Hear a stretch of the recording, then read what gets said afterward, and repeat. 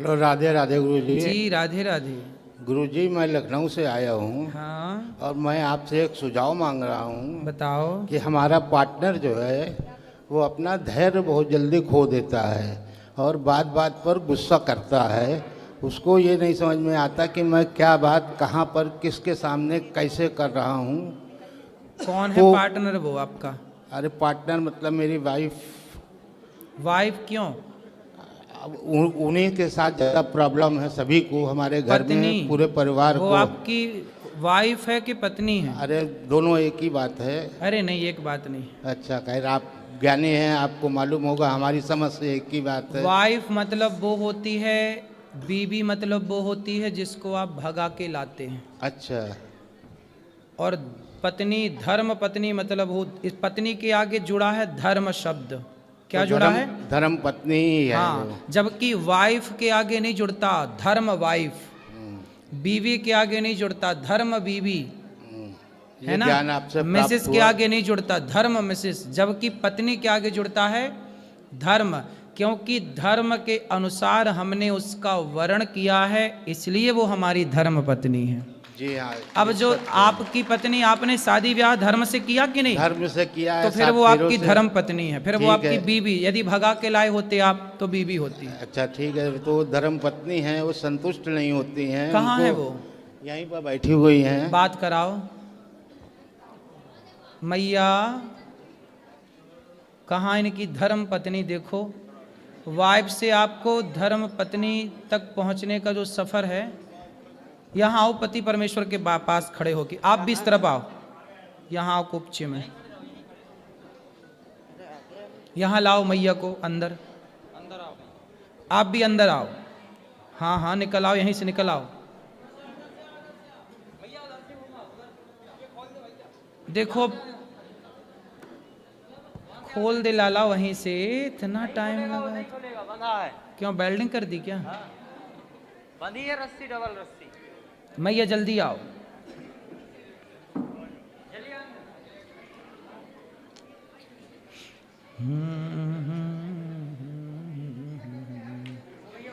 यहीं आ जाइए, यहीं आ जाइए, यहीं।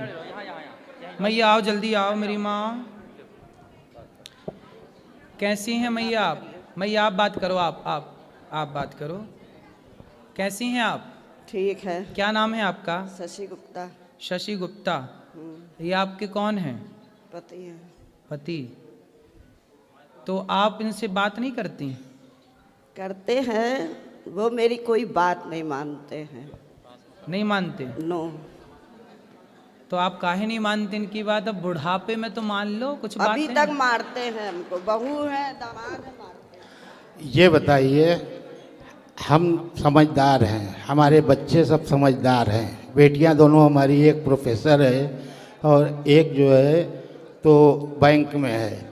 सब समझदार हैं, सब पूरे परिवार को समझते हैं, मगर ये नहीं समझती हैं तो आप कि इतने वो बड़े हमारा हैं। परिवार है।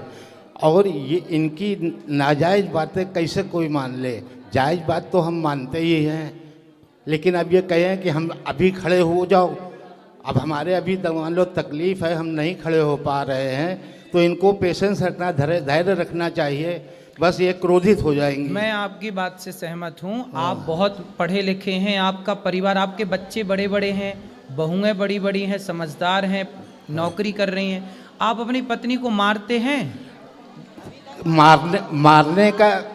मारने का कारण यही है कि आदमी कब तक बर्दाश्त करेगा। एक सीमा होती है बर्दाश्त करने की। ठीक है। और वो सीमा ऐसी हो जाती है कि सीमा से भी पार हो जाता है, तब क्रोध आता है, और क्रोध में आदमी क्या कर सकता है, ये तो आप भी समझते हैं। यहाँ तक कि आत्महत्या तक मैं करने की कोशिश कर चुका हूँ इन्हीं की वजह से। नहीं तो क्रोध इतना क्यों करना है? चलो, जब गलत बात होती है तो कैसे कोई न लड़के, अब मुंह पर माँ है, माँ के मुंह पर तो बच्चे नहीं कह पाते हैं, लेकिन पीठ पीछे तो समझते हैं। मैं आपकी बात से सहमत हूँ, अभी मैं मैया को समझाऊंगा, पर मुझे आप आज ये वचन दे दो कि नारी पर तो हाथ नहीं ही उठाना चाहिए। मैं चाहता भी नहीं हूँ कि मैं किसी पर हाथ उठाऊँ, क्या नारी हो चाहे बच्चे हो। बच्चे हमारे बड़े हो गए, जब तक छोटे थे ना समझते तब तक मैंने उनको मारा। अब मैंने कभी उन बच्चों पर कभी हाथ नहीं उठाया। आज 20 साल से ज्यादा हो तो गया है। बच्चों पे हाथ उठाना छोड़ दिया है तो पत्नी पे भी हाथ पत्नी उठाना- पर भी नहीं उठाता हूँ, लेकिन वही है ना कि इतना क्रोध दिला देती हैं। जब आपको गुस्सा आए ना हाँ, तो आप एक उंगली उठाओ, इसको ऐसे उठाओ, इसको यहाँ रखो। वो करता हूँ। हाँ, दिन भर में अगर ये 100 बार बोलेंगी तो मैं 80 बार 70 बार जो है चुप रहता हूँ। अच्छा। लेकिन 30 बार तो बोलना ही पड़ जाता है कि कैसे क्या करें। मैया बात करो। मैया काहे ऐसा बोलती हो कि ये देखो चुप नहीं रह पाते, आप ही चुप रह लो। आपसे क्या बताएं, अब आप गुरु हैं, नहीं बता सकते हैं। फिर भी आप ना बोला करो। देखो आप लोगों की इतनी उम्र हो गई, आप लड़कपन आपका बीत गया, जवानी आपकी बीत गई, अब आपका बुढ़ापा है। आपके बच्चे भी मेरे से बड़े हैं, मेरे से उम्र में बड़े होंगे, पोता भी आपका होगा। अब आप इतने बड़े हैं, समझदार हैं, इसलिए मैया आप एक मंत्र मेरा याद कर लो। किसी भी परिस्थिति में अब आप हर कुछ भी हो, आप ये समझो कि जो है सब ठीक है, भगवान का नाम बोलो, आप कुछ भी मत बोलो, मैं तो यही करती हूँ, कुछ भी मत बोलो। मैं आप ही के दिन भर कथा सुनती हूँ, आप ही उसमें रहती हूँ। अब कुछ भी नहीं बोलोगी आप। हाँ। जब आप कुछ भी नहीं बोलोगी तो इन्हें गुस्सा नहीं आएगा, जब इन्हें गुस्सा नहीं आएगा तो ये आप पर हाथ नहीं उठाएंगे। अरे कोई बात गुरुजी नहीं मानते, कोई बात, हैं? कोई बात नहीं मानते, नहीं मानते? कोई बात नहीं तो मानते। कोई बात नहीं, ये तभी नहीं, मैं नहीं बोलती हूँ। ये नहीं मानते ना तो मत मानने दो। बहू का पक्ष लेंगे, बेटियों का पक्ष लेंगे, बस हम ही को मारे पीटेंगे, ये गलत बात है ना। अब ये कह रही हैं कि बहू का पक्ष लेते हैं, बेटी का पक्ष लेते हैं, क्या वो समझदार नहीं है? क्या वो ये नहीं जानते कि हमारी माँ सही है या गलत है? अरे भगवान, अब ये उम्र ये डिसाइड करने की नहीं है कि सही है कि गलत तो है। वो जब माँ सही ही होती है, माँ गलत नहीं होती। माँ क्या से गलत हो जाएगी? ऐसा कौन सा ये काम करती माँ है? तो सही होती है, लेकिन एक- माँ का व्यवहार, जैसे आपके यहाँ पर इतनी माएँ आती हैं तो कभी आपने माँ से ये नहीं पूछा कि आपने ऐसा व्यवहार क्यों किया जो आपको लड़कों ने निकाल दिया? कुछ माँ का व्यवहार भी तो गलत होता है, अच्छा, जिसकी वजह से बच्चे प्रताड़ित होकर निकाल देते हैं। माँ का व्यवहार कितना भी गलत हो, लेकिन बच्चों को ये अधिकार तो नहीं है कि वो अपनी माँ को लात मारें या थप्पड़ मारें। लात नहीं मारते, थप्पड़ नहीं मारते हैं, ये गलत है। उन्होंने कभी नहीं मारा, हमेशा इन्हीं को नहीं, शांत किया है। जो गौरी गोपाल आश्रम में वृद्ध माएँ रहती हैं ना, जी। उनमें से कुछ माओ को बेटों ने लात मार के निकाला। हमारे चलो यहाँ माना कि माता की भी कोई गलती होगी, हाँ। लेकिन गलती इतनी तो नहीं होगी कि बेटा लात मारने लग जाए। लात नहीं चलो, मारता है, ये नहीं, गलत। मैं इनकी बात नहीं कर रहा हूँ, हाँ। मैंने तो केवल एक उदाहरण दिया जी।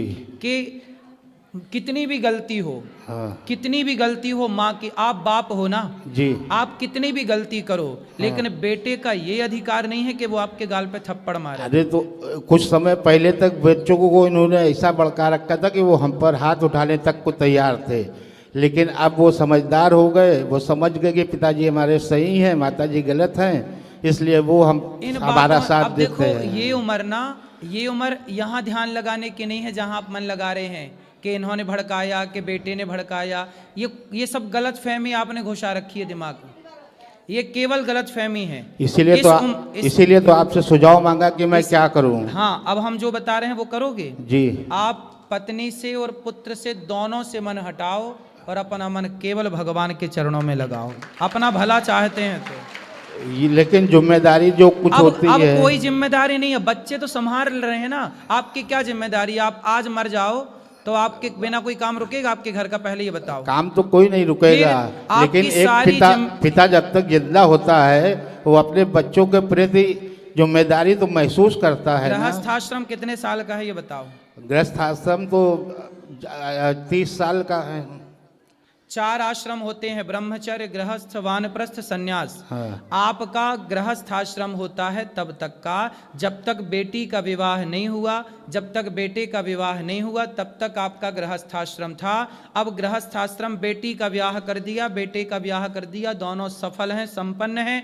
अब बेटा बेटी परिवार से मन हटाओ, ईश्वर में मन लगाओ, यही जीवन का सत्य है, वरना इसी दलदल में पड़े पड़े मर जाओ। इसीलिए तो ये सुझाव मांगा है कि अब बेटे अलग रहते हैं, बेटी अलग रहती है, हम दोनों लड़के अलग रहने लगे हैं। अब उसके बाद भी ये हमसे लड़ाई करती रहती है। अभी आते समय भी 2 मिनट के लिए मैं एटीएम तक क्या गया कि इन्होंने पारा इनका हाई हो गया।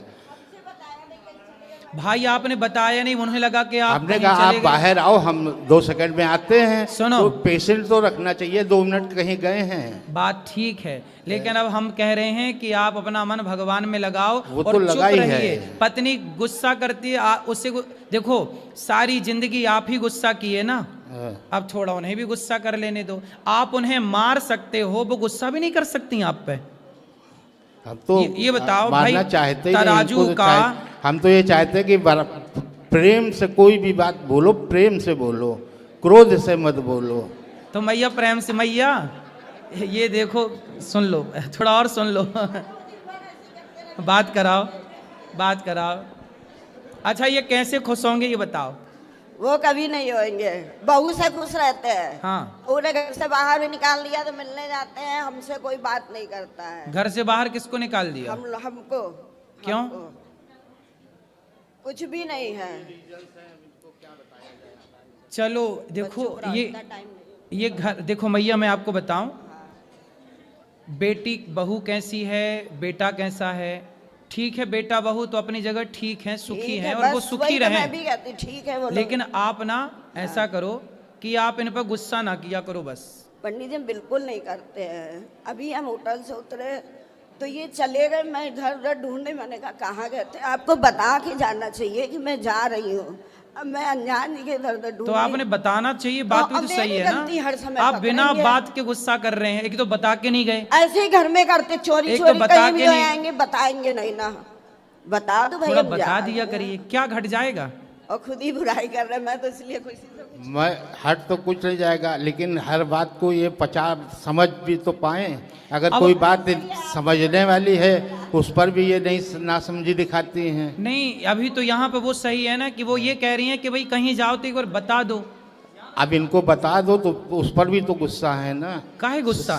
सीधे भी चलती हैं, उल्टा भी चलती हैं, दोनों तरफ चलती हैं। अरे भगवान। हाँ, तो फिर आप एक काम करो। बड़ा दुखी हूँ मैं। अब देखो, अब तो बहुत गई, थोड़ी रही।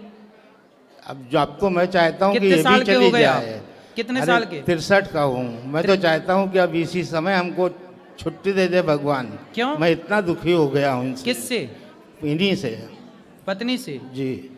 तो बेटे से तो सुखी हो ना? वो बेटा बहू बेटी सब बढ़िया है, सब बराबर आदर करते हैं, सम्मान करते हैं। अच्छा ये बताओ, जरूरतें पूरी करते हैं। अच्छा ये बताओ, गुलाब किसके बीच में रहता है? कांटों के।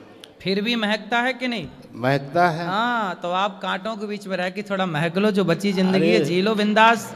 अरे तो वो तो खुशी कर ही से रहे जियो। हैं। अब वो तो गई, अब वो गई तो, बहुत थोड़ी रही, अब आनंद से रहो। अब क्या लड़ना वो झगड़ना? तो वो करना ही है, लेकिन वही बताया ना कि एक बर्दाश्त की एक सीमा होती है। जब सीमा पार हो जाती है तब आदमी अपने आप को खत्म करने की ही नहीं नहीं, सोचता खत्म। है। अब इस उम्र में मरना जाना, आत्महत्या ना करना, बड़ा पाप लगेगा, भूत प्रेत और बन जाओगे। क्या करे फिर अब आदमी नहीं, भूत बनना है आपको। इतना दुखी होने पर तो यही आदमी सोचता है कि चलो भूत बन के ही सही रहेगा। और अरे क्या है। नहीं नहीं, भूत बनोगे मैया को फिर परेशान करोगे। तो तब समझ में आएगा ना। तो अभी आप नहीं भूत बन समझ के में आएगा, परेशान करना तब समझ चाहते में हो। आएगा। हैं? तब समझ में आएगा, अभी समझ में नहीं आता मतलब है।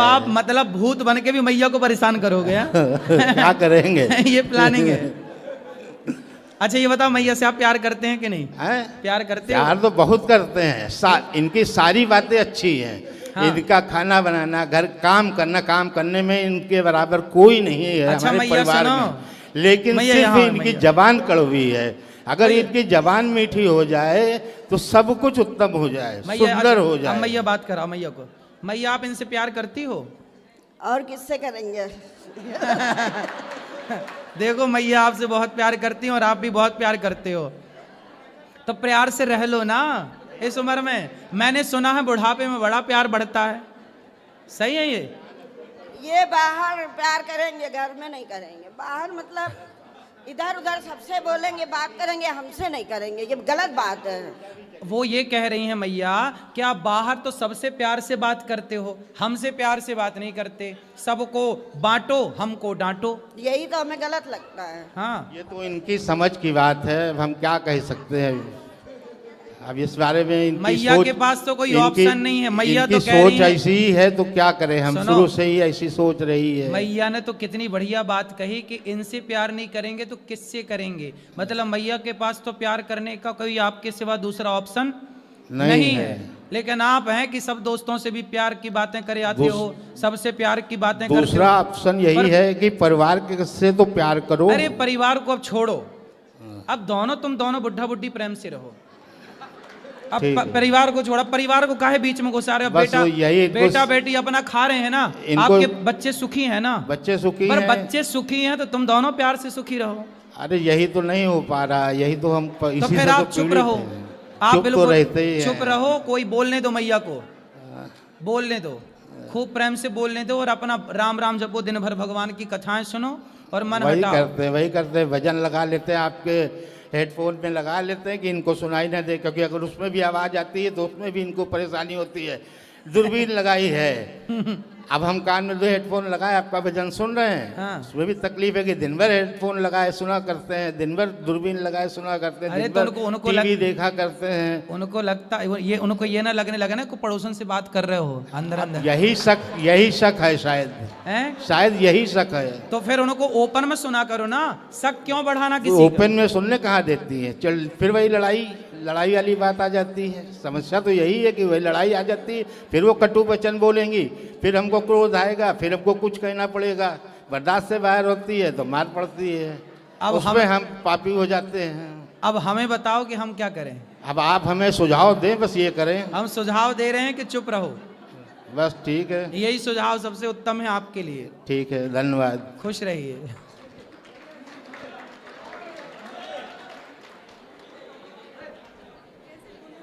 बैठो बैठो बैठो।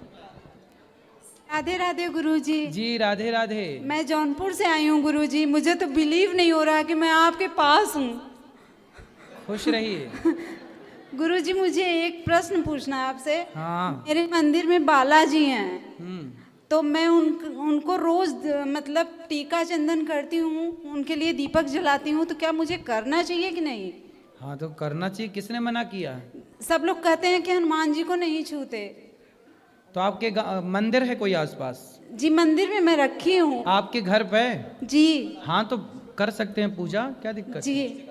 और मैं रोज शुद्धि सप्तशती पवित्र अवस्था में, शुद्धि के दिनों में ही जी। मंदिर में पूजा करना चाहिए, अशुद्धि के दिनों में नहीं करना चाहिए। जी, अशुद्धि के दिनों में मानसिक पूजा करनी चाहिए। जी। और मैं रोज सप्तशती जी का पाठ करती हूँ, दुर्गा जी का। तो सही क्या है, सही है, क्या मुझे करना चाहिए? बिल्कुल करना चाहिए।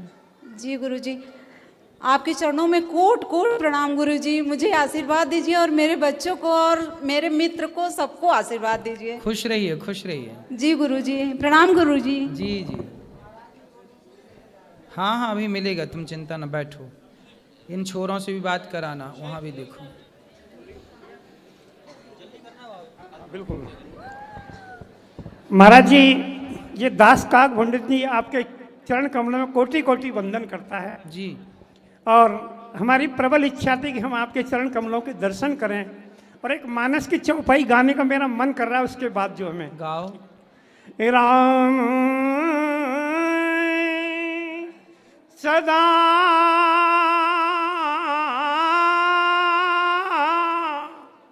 राम सदा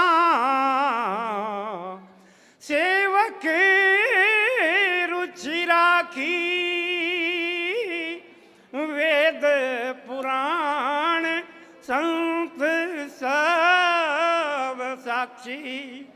ये दास महाराज जी 10 दिन से आपकी कथा लगातार सुन रहा है, और अभी 1 घंटे पूर्व 6 बजे आपने कहा उस कथा में कि मैं गौशाला में जाऊंगा, मेरे साथ आप जो चलना चाहें चलें। ये दास वृंदावन में मथुरा से आया, आपका बेटा वहाँ बैंक में नौकरी करता है। मैंने उससे कहा, मैंने बेटा हमें वहाँ जाना है, तुरंत वो लेकर के आया। और 3 दिन पहले भी हम आए थे, तो वृंदावन में घूम के चले गए। उधर वो अक्षय भंडारा था, वहाँ हमारे गुरुदेव भी रहते हैं। पानी घाट पर राम सुमरन दास जी, उनके आश्रम पे गए। आज परमात्मा ने हमें धन्य धन्य कर दिया कि आपके सामने हम एक मानस की चौपाई गा करके आपके चरण कमलों में कोटि कोटि वंदन करने के लिए खुश हम रहिए। परमात्मा ने हमें मौका दिया। यह आपके लिए हमारा कोटि कोटि धन्यवाद। सुखी रहिए।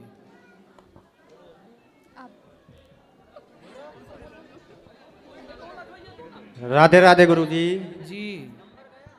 गुरुर्ब्रह्मा गुरुर्विष्णु गुरुर्देवो महेश्वरा गुरुर्साक्षात् ब्रह्म तस्मै श्री गुरुवे नमः। गुरुजी मैं उत्तरकाशी से आया हूँ। जी। गुरुजी जो साधु संत रहते हैं कुछ गाली गलौज करते हैं तो उन्हें हम साधु संत माने या पाखंडी माने, आप ये बताओ पहले। नहीं, पाखंडी क्यों मानना है? संत क्यों? सबको देखो, जस आपन तस दूसर जानी। जो व्यक्ति साधु होगा, आप सज्जन होंगे ना जी तो आप दुष्ट को भी सज्जन मानेंगे, और आप दुष्ट होंगे तो सज्जन भी आपको दुष्ट ही नजर आएगा। अच्छा। धर्मराज युधिष्ठिर से यही तो कहा गुरु जी जी जी जी ने कि जाओ धर्मराज, इस गांव में जितने बुरे लोग हैं सबको लेके आओ। जी धर्मराज युधिष्ठिर को कोई बुरा नजर नहीं आया। क्यों? क्योंकि वो खुद अच्छे थे। जी दुर्योधन से कहा जाओ इस गांव में जितने अच्छे लोग हैं सबको लेके आओ। जी। दुर्योधन को एक भी अच्छा नहीं मिला क्योंकि खुद बुरा था। जी तो आप अच्छे होंगे ना जी तो आपके अंदर सबको, आपके भीतर आप सबको अच्छा ही देखेंगे। आप ही बुरे हैं, आप यदि संतों में भी खोट देख रहे हैं ना जी। तो ये खोट संतों में नहीं है, ये खोट आप में है, क्योंकि आपको खोट ही दिख रही है। जी। तो जैसे हम यात्रा पे जाते हैं कहीं तो हम मतलब जूता पहन के माला जप कर सकते हैं किसी बस में जैसे? बिल्कुल बिल्कुल, भगवान का नाम जूता पहन के भी लेने में क्या बुराई है? जूता पहन के लो, कपड़े पहन के लो, चप्पल पहन के लो, भगवान का नाम हमेशा लो, हर क्षण लो। राधे राधे गुरु। जी।